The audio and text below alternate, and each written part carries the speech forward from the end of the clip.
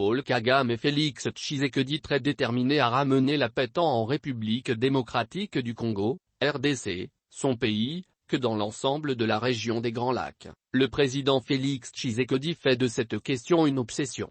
Après avoir entrepris la mutualisation des opérations militaires avec l'Ouganda, le chef de l'État congolais devra rencontrer son homologue rwandais, Paul Kagame, en Jordanie où ils prennent part, du 23 au 24 mars 2022, à une rencontre de haut niveau qui devrait tabler sur l'économie, le commerce et la sécurité, notamment la lutte contre le terrorisme international. Après cette étape, le président congolais se rendra, en avril, au Burundi pour rencontrer le président Évariste Ndayishimiye.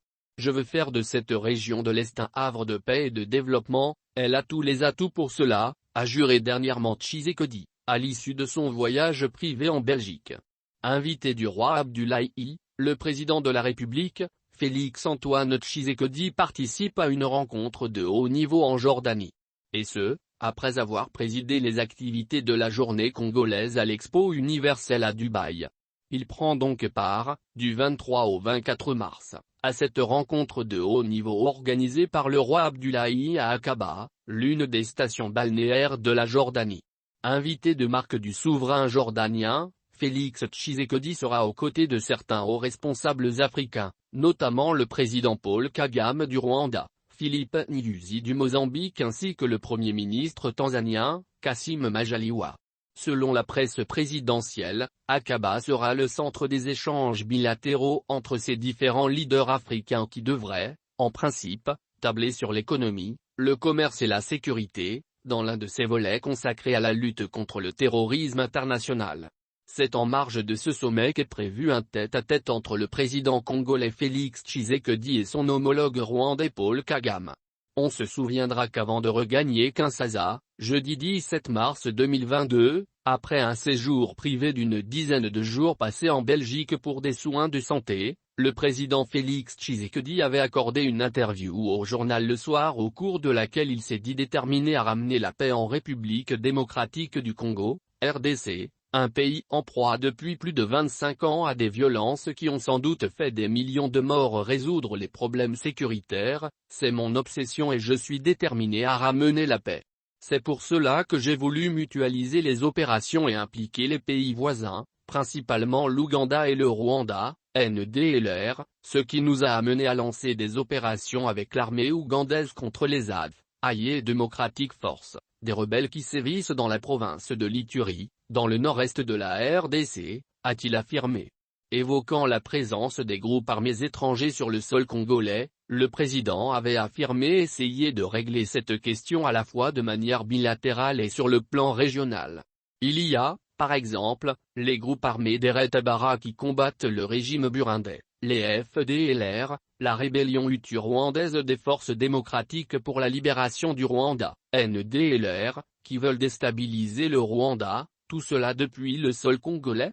Nous ne pouvons accepter cela.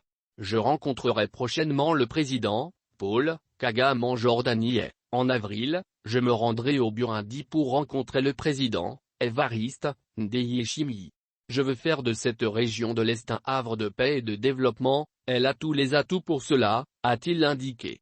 Avant l'ouverture du mini-sommet proprement dit, le président Félix-Antoine Tshisekedi a été reçu, mercredi 23 mars au Palais Royal d'Aqaba, par Sa Majesté Abdoulaye, dans une bilatérale où il était accompagné des trois de ses collaborateurs, à savoir le conseiller privé Fortuna Bizele, son conseiller militaire le général Kabamba ainsi que son conseiller en investissement, Jean-Claude Kabongo.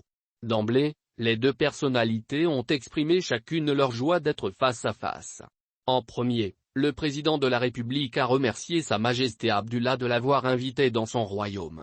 Après avoir remercié le roi de Jordanie de l'appui de ses troupes dans les opérations de la MONUSCO visant à sécuriser les de la RDC, Félix Tshisekedi a échangé avec son homologue sur des sujets d'intérêt commun relevant des divers domaines comme la sécurité, la coopération militaire, les infrastructures, l'agro-industrie, les énergies renouvelables et les mines, pour ne citer que ces secteurs.